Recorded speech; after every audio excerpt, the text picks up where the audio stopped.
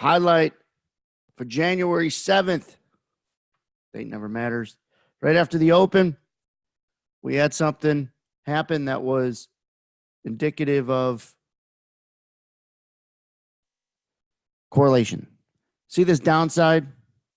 Now, how do you predict it's going to leave this flag, this congestion box that we talk so much about?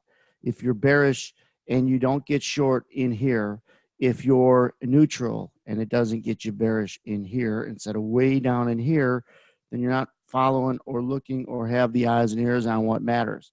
If you don't see it, maybe you're around people who do. So what happened right in here was the bonds led with a pop.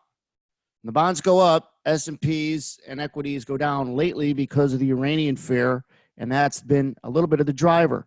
Stocks are on eggshells because of what Iran might do with this confrontation that's led as far as market direction so far to start the year. And so bonds are a fear, asset allocation, flight to quality, all those things, asset, all those things talk about bond prices go up. It's because people sell stocks and buy bonds.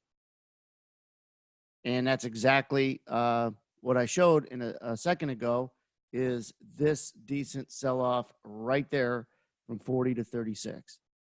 So then, what did I do? I minimized it. I got to find it. Just hang tight here a second. We're going to pull it up.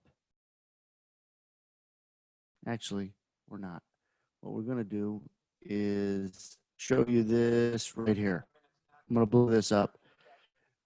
I'm not going to show this on a replay, but when I say the bonds popped, this is a dial that I just blew up on the screen to show when it spins clockwise like that, that's moving up one tick. Well, it moved up a few ticks, which validated the pop. So I encourage people watching this video to go back January 7th, Tuesday, January 7th, at about 8:40 Central, around 8:40 Central.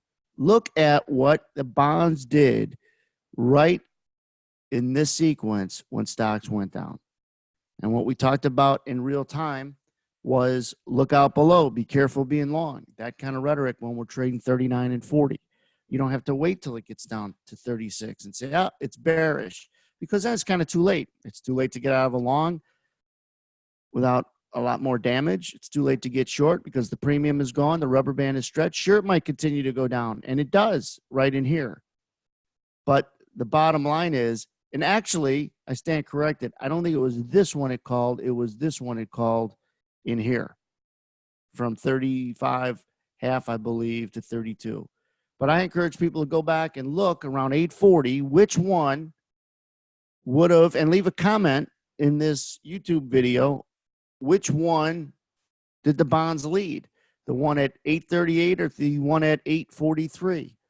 But the bonds rally, the S&Ps are under pressure in this environment. Listen, in 2 months, bonds and stocks might move in the same direction or might not be inverted as much as they are this week.